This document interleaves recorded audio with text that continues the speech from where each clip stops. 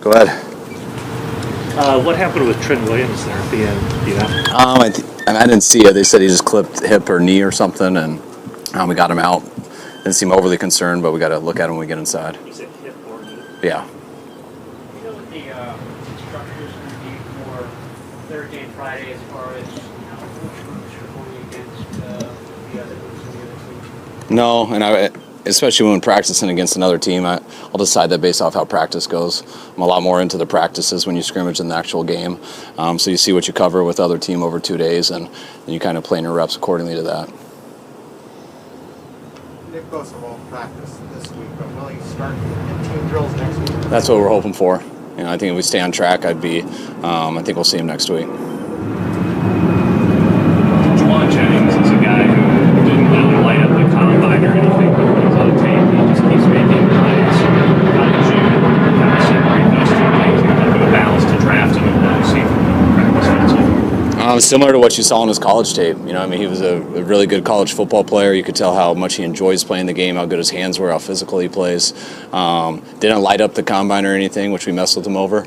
But that's his game. It's old school, and he goes out there and he competes. And he got a late start last year, not having any offseason with the pandemic and stuff. But he came on really strong in like weeks 4 through 8, where we thought he was going to end up helping us a little bit last year, and then he had that bad injury. So it's been nice for him to get back, get healthy, and it was good to see him in his first game. That's how he looked in college. You guys have drafted a couple of combine stars and kind of molded them into players, but how much of just kind of showing on tape being a good football player do you take into evaluation? What's the balance like there? It's always going to come down to how good of a football player you are, but that's the challenge each year on, that you got to have a certain amount of ability to get in the club, as I like to say, like with the NFL. So you got to have a certain skill set that allows you to at least get in there to compete. But if you do, where you go with that is how good of a football player you are, how hard you compete, how much you don't hesitate. And Juwan, he plays like his hair's on fire, and I think a lot of our receivers can learn from watching him. Speaking of those wide receivers, I'll make a statement, then you can kind of go off that. It looks like 4 guys that really kind of separate themselves with your starters, Sanu and Sherfield. If that's true, you can confirm or whatever. But after that, 5 and 6, how do you see that competition going for those spots? I think all our spots are open. I know we got the guys who are most likely to make the team at the upper spot, but on the guys that we're dependent on how they're going to go, we don't have 1, 2, 3, or 4 settled. You guys know who's probably going to make it, at least with those group, like you're saying, but those guys got to go out there and play. We had a lot of young guys play last year by default, with the injuries that happened in some of the situations we were in. So I want those guys going out there competing, showing they can play good football, and I've been really impressed with Trent so far with how he's done that. I've been extremely impressed with Juwan, how he's gone out there and done that. And it's only 1 game in, but I need everyone else to get to that level also. Did Javon Kinlaw have a setback? Juwan hurt his shoulder last week. He'll be week to week. I doubt he'll be out there this week. It wasn't a setback. It was a new thing. Yeah, shoulder. Sean Coleman? Yeah, Sean Coleman hurt his knee in the game. He's day to day. How valuable is it to be able to have these practices against a different team? I think they're huge. You get sick of going schematically versus the same stuff over and over, the same fronts, the same coverages.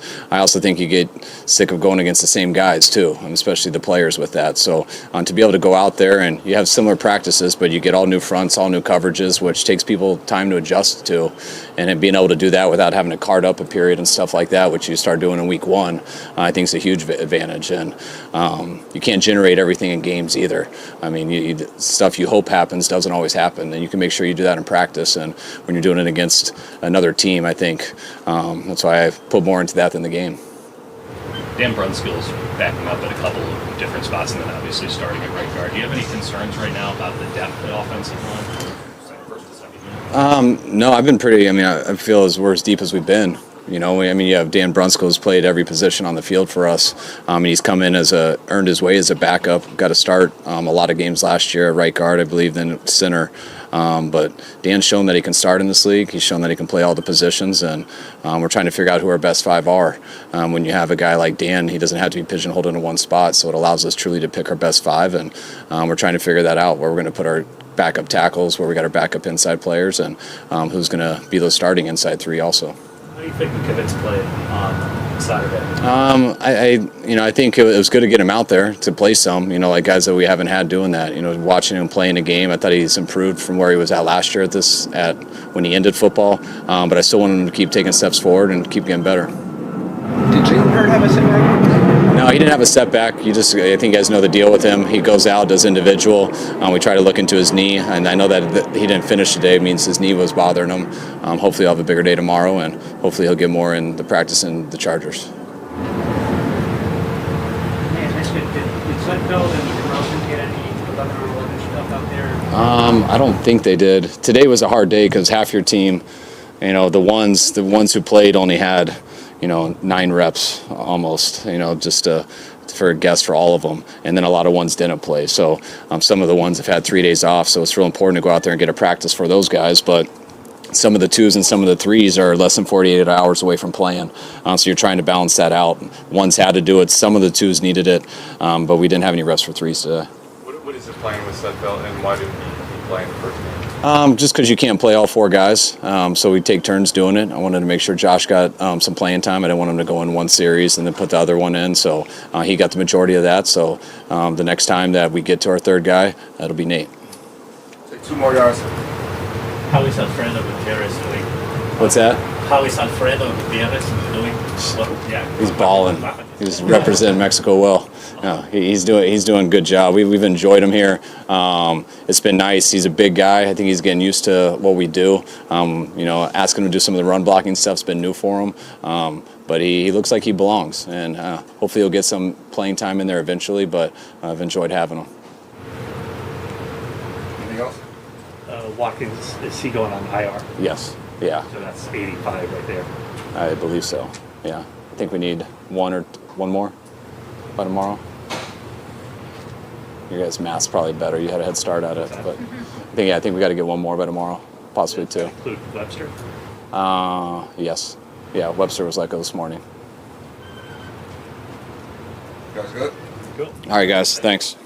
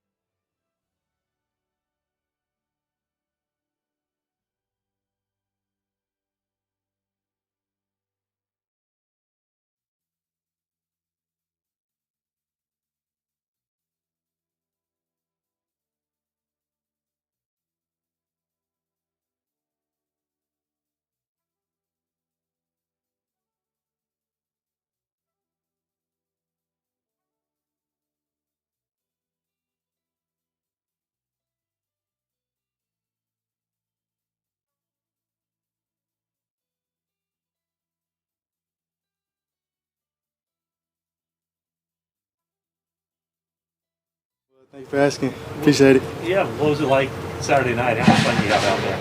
Oh man, it's tons of fun. You know, it's a dream come true.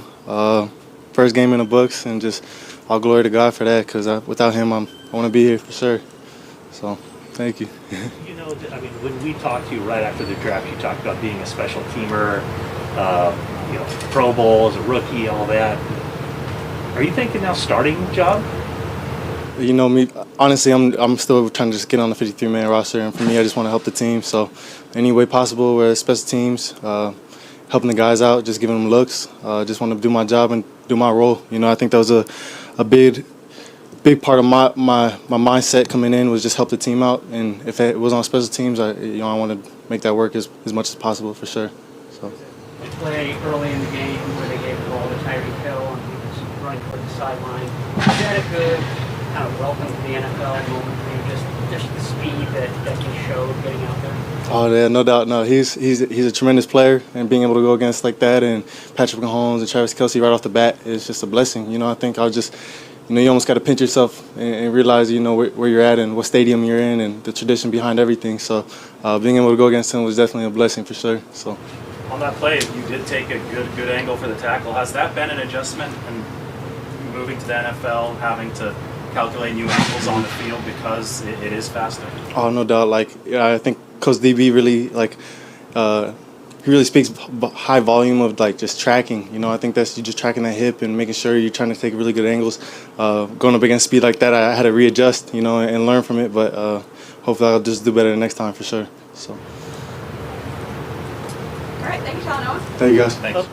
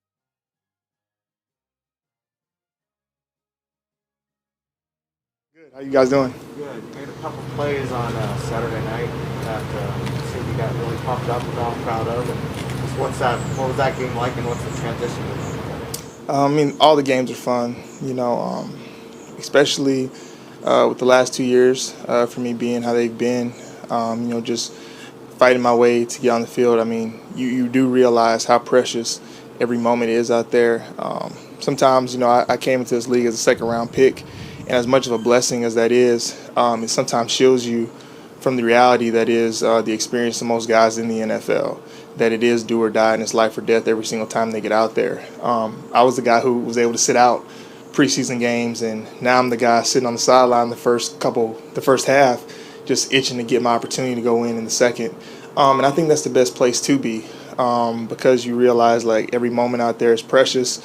I have great relationships with all the guys on the team. I treat them like people, not like football players. And so I think that was the excitement that you saw, on the sideline, just because, I know all those guys as men. I appreciate them, and I feel like that love is reciprocated. So I just go out there and try and do my best for them.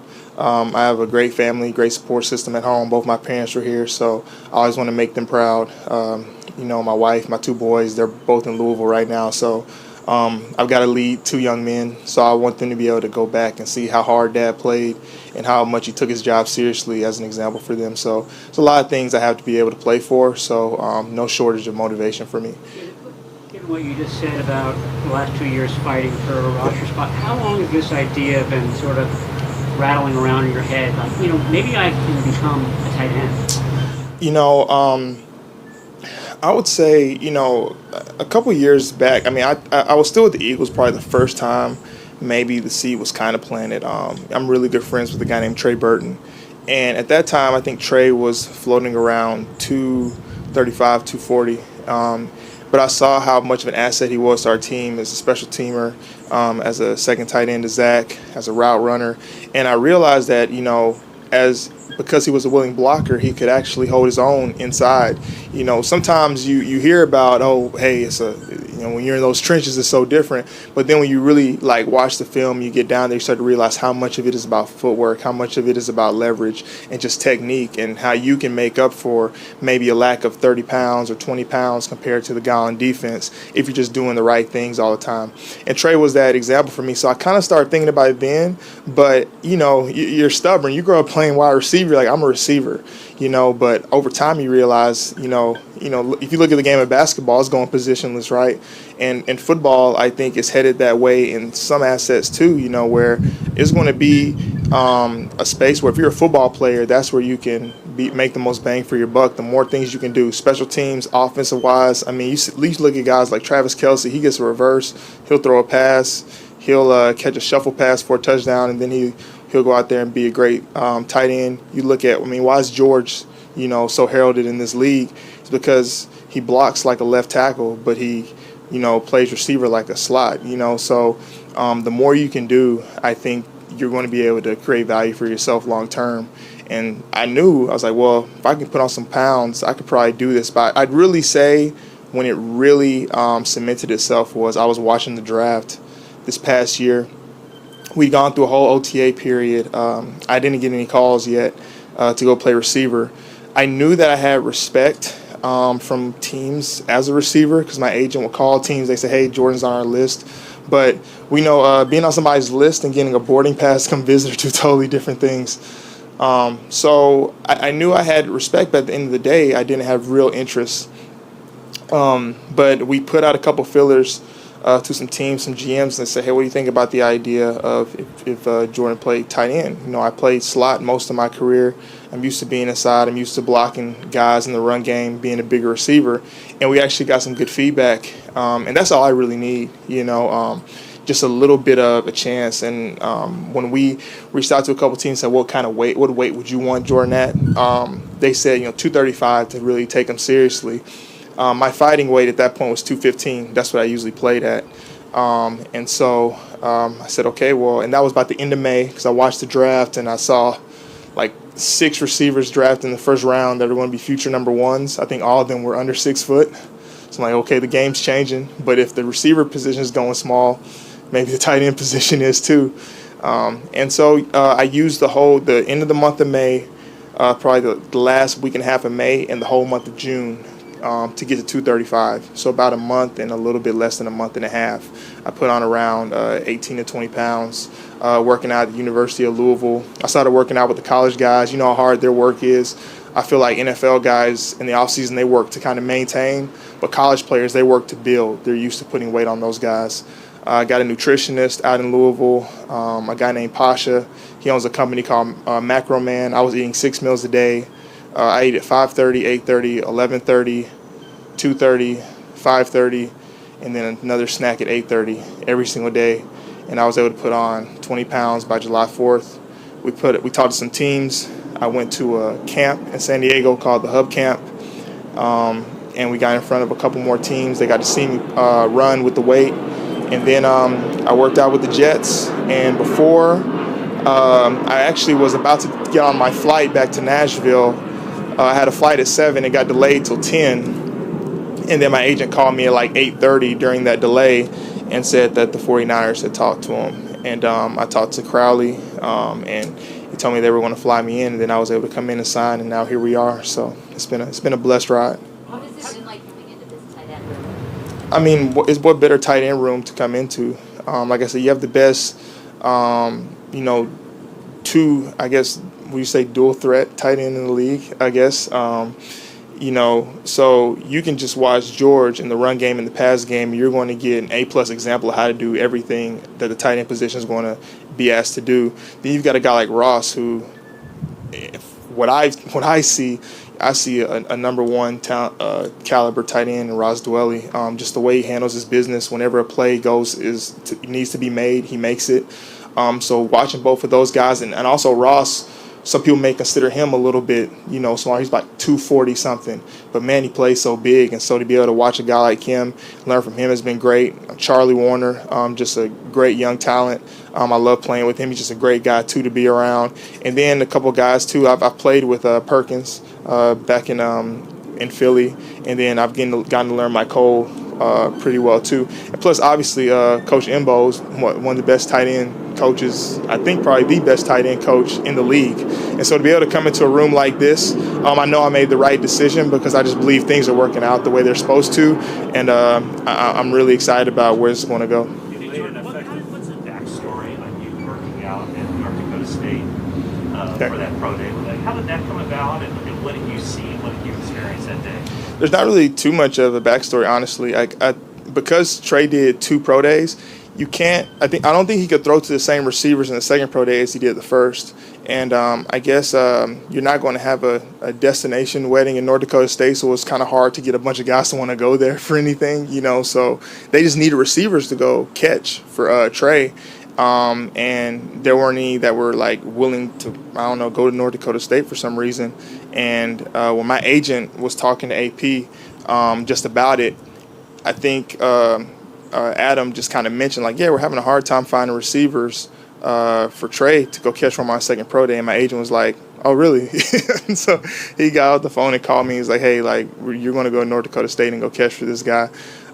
Because we knew that the 49ers would be there. We knew there were some other teams that were going to watch. And so I was just in shape, and I wanted teams to know that I was still working out, still trying to get on a roster and get into a camp. I had not yet made the decision to switch over to tight end at that time. But shortly after I did. But what I saw a young, talented player. I saw a guy who was willing to listen, a guy that was wanting to ask questions. Like, he asked me questions about recovery, longevity in the NFL, and that's all I really need to know. If a guy's willing to come in and say, hey, I want to learn, he has the talent. So, what kind of person is he? And I think he's a stand-up guy, and I think everybody's going to be able to witness that throughout his career. The first week or so of camp, Kyle had made note of you by saying you would be successful in anything you do in life. I don't know if you heard those comments. I didn't. I appreciate that, though, Kyle. How do you think what's that impression do you think you've made on Kyle? And how has that bond developed? I kind of alluded to it earlier. I think gratitude goes a long way to how successful you're going to be at whatever you do. I try to gravitate to things that I feel like I've been gifted in, things I'm passionate about and areas where I enjoy working around those groups of people. And for me, that's football right now. So whatever I can do to be in a football building, that's what I'm going to do. Like, trust me, if you have me go work at Tesla, you might not be too impressed with my skills. I'm not gifted in those areas. But when it comes to this arena, I love this game. I love the locker room. I love the people in it. I love the ins and outs of the game. And so I'm always going to give my all to it. You know, like I said, I really appreciate that. Obviously, coming from Kyle, like, he's obviously one of the best coaches in the game. I told people Kyle's probably one of the first guys that made coaching look fun to me. Like, I've got some great coaches in my life, love them to death. But I had never even considered possibly coaching when I got done until spending time around Kyle. And mind you, I didn't even play the first couple years that I was around him. But I was just like, wow, like the way he was able to articulate himself in front of a room, the way he taught the game. There's a lot of coaches, there's not a lot of teachers. And he's done a great job of hiring other teachers too. So that obviously really impressed me too. So I don't know if he's impressed the way I live. I'm that much more impressed with the way he leads this team and the type of man he is. So, but yeah, I really appreciate that compliment. I do try and be the best whatever I do, but I think it always starts with I'm just very thankful for where I am in life, the blessings that I have. I didn't get to pick my parents, so I didn't get to choose to be 6'3", 215. So I know I'm blessed, and so I try and live from that standpoint. Hasty's touchdown, you had a block in close quarters. Yeah. Obviously not a block that a wideout normally makes, but for the tight end position, that's going to be a new part of the job. How did you feel you executed that, and was that a big moment kind of in this transition? Yeah, I can be a lot better, you know, on those SIF blocks. That's a big part, you know, of our offense. Like Dwelly's like the SIF king. He's really good at chopping those guys down.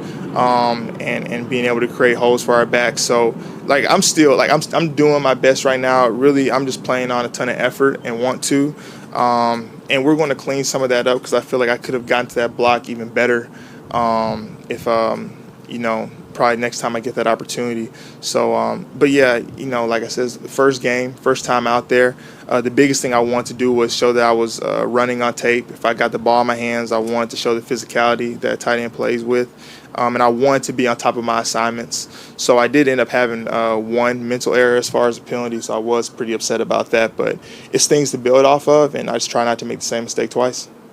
2 questions. Okay. Your weight now after a week of training camp, and also just what's the difference on the physical toll training camp takes on you as a wide receiver compared to tight end? Right, so I'm still 235, and probably the best thing is you're asking me about this after an off day. So sometimes when the days do stack up, it is harder to keep some of the weight on, but my biggest thing is to never get under that 232, 231 threshold because you always have that off day before a game, so I can get back to that game weight of 235 by the time we play. That's always really my goal. And your second question, what was it? Just the physical toll, the difference, wide receiver to tight end. It's totally different. Tight end, I think the biggest thing, too, is tight end is really a mentality. At receiver, maybe less here because so much of our receivers there's a lot asked of our receivers in the run game here, more so than other places. But I'd say in general, at wide receiver, there's plays that you can find ways to take off. There just are. You know, if you're backside of a run, it's kind of, you know, whatever. If you're the runoff guy on a play that we barely ever throw, you know, unless they're in press man, you're probably not getting the ball. That happens a lot. At tight end, you watch every single play because you never know when that running back might cut back and you're the backside guy on the end. You never know when you're going to be the block that ends up like saving the tackle. You're always what most people call the quarterback safety blanket in the pass game. So you always need to be trying to find a way to get open because you're the closest guy to him and he might have to end up throwing it to you at some point. So just the mentality, like I will say, I got a little excited on the catch and run. I think that was just kind of first game getting back into it. But honestly, I think moving forward, I'm going to work to stay composed in those moments because at tight end, literally, it's every single play. Like, you make a play, is the next one, like, you have to have that same level of energy and will to go at it. So I think that's probably the biggest thing. But it's just truly a mentality. You know, receiver, you can get a first down, you know, be a showman, all that. Tight end is back to work, but I love it. I love the way the game's played in there. Even with the extra weight, Jordan, do you feel like you could be like an emergency option or a wide receiver if they needed somebody in any of those spots when you say like position this offense? Yeah, of course. Whatever I'd be asked to do, I'm gonna find a way to get it done. You know, if I get asked that day, I'm going to do my best. But trust me, if I get a night to go study it and get my mind right, I'm going to come back the next day and I'm going to put my best foot forward. So you know, whatever the team would need, like I said, I'm going to try and figure it out and then go out there and do my best. So that's kind of the way I want to go about this anyway. Thanks, George. Cool. Thank you. All right, guys.